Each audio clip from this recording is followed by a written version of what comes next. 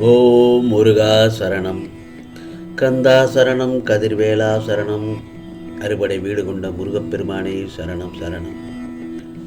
தேடி வந்த அதிர்ஷ்டத்தை தொலைத்து விடாதே, இது முருகனின் உத்தரவு என்றல்லவே. இந்த முருகப்பெருமான் நான் உனக்கான எல்லா விஷயங்களையும் செய்து வருகிறேன், பின் ஏன் உனக்கு எல்லாவற்றிலும் அவ்வளவு அவசரப்படுகிறாய்? நீ அவசரமாக முடிவு எடுத்து விடுவதால் தான் எல்லாமே சரியுற்று தலைகீழாக மாறிப்போகிறது. நான் சொல்வது என்ன தெரியுமா? சற்று நிதானமாக முடிவு எடுத்து ஒரு தடவைக்கு பல தடவை யோசித்து இதை செய்யலாமா அல்லது செய்யக்கூடாதா, இது சரியாகுமா, இது இந்த இடத்திற்கு எடுபடுமா, நடக்குமா, பொரிந்து போகுமா என்று ஒவ்வொரு விஷயத்தையும் செய்வதற்கு முன் யோசித்து யோசித்து செயல்படு. கடைசியில் இதுதான் உன் முடிவு என்று தீர்க்கமாக இருந்து செயல்படுத்து. எப்போதும் குழப்பத்தில் இருக்கும் மனநிலை என்பது ஆபத்தானது தானே.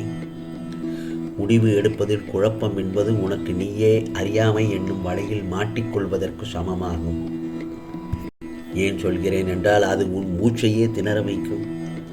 அதுபோலத்தான் நீ எப்போதும் சாந்தமாக இரு. எதற்கெடுத்தாலும் நீ கோபப்படுகிறாய்.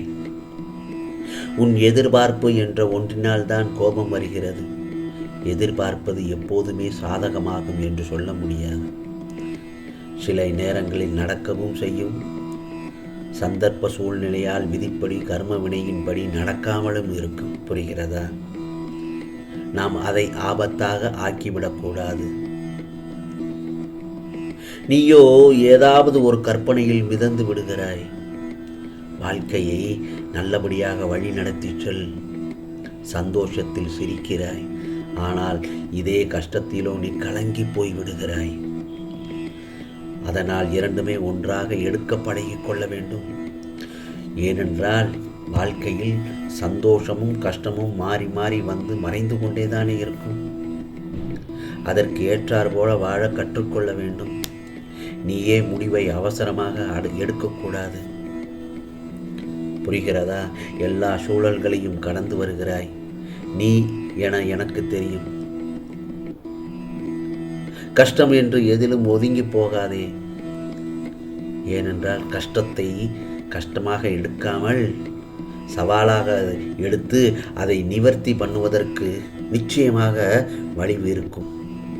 அதை எண்ணிப்பார். முதலில் அதை மட்டும் சரியாக எடுத்து நடத்திவிடு. கஷ்டம் என்பது முதலில் கஷ்டமாகத்தான் இருக்கும். அதை பழக பழக அந்த கஷ்டத்தில் இருக்கும் சுலபத்தை உணர ஆரம்பித்து விடுவாய். ஒன்று மட்டும் நல்லா தெரிஞ்சுக்கோ, கஷ்டத்தில் சந்தோஷத்தை பார்க்கலாம் என்று சொல்லவே. கஷ்டத்தில் சந்தோஷத்தை பார்க்கலாம். அதே போலவே சந்தோஷத்தை நீ அனுபவி. ஆனால் அது தரும் சிரிப்பை முழுமையாக நம்பாதே. ஏனென்றால் அடுத்த நிமிடம் மாறவும் செய்யும், மாறாமலும் இருக்கும். மொத்தத்தில் எந்த ஒரு இடத்திலும் அவசர முடிவு எடுக்க வேண்டாம். ஒரு தடவைக்கு பல தடவை யோசித்து செய். ஆகவே இன்றில் இருக்கும் இந்த ஒரு சூழ்நிலையில் நீ அனுபவித்து வரும் கஷ்டங்களை கண்டு, நீ எதிர்கொண்டு போராடும் சோதனைகளை கண்டு பயந்து விடக்கூடாது. அப்படி பயந்தாய் என்றால் உன் பக்கத்தில் இருந்து கொண்டு கையை பிடித்து கொண்டு வழி நடத்தும் இந்த முருகப்பெருமானை நீ மறந்து விட்டாய் என்றுதான் அர்த்தம். அது மட்டுமல்ல, இந்த முருகப்பெருமான் மீது நீ வைத்திருந்த நம்பிக்கையும் இழந்து விட்டாய் என்றுதான் அர்த்தம். ஒன்று மட்டும் நல்லா தெரிஞ்சுக்கோ என் செல்லமே, சிக்கல்களை எல்லாம் நீ கடந்து விட்டாய். சிக்கல்களை எல்லாம் நீ கடந்து விட்டாய். உனக்கு நல்ல நேரம் வந்து விட்டது. எனவே கடந்த காலத்தையும் அக்காலத்தில் நடந்த வேதனைகளையும் முழுவதுமாக மறந்துவிடு. ஆனால் அந்த காலம் உனக்கு உணர்த்திய பாடத்தையும் அனுபவத்தையும் புத்திமதியையும் மறந்து விடாதே.